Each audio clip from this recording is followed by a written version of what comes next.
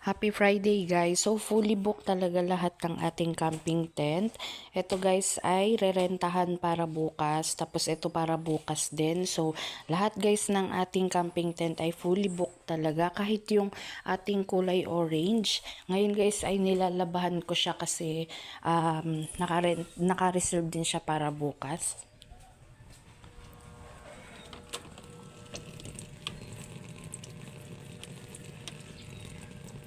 So, yun yung ating orange. Yun guys ay pinarerentahan ko na lang ng 50 pesos kasi may naging minimal issue yun dun siya kasi nung nakaraan na sinampay ko sa sampayan namin nakagat ng aso kaya yun medyo may discount na siya. Tapos ma-share ko nga pala guys, ito nga pala yung ginagamit ko na panlabas sa ating mga camping tent. Kailangan po ay liquid detergent.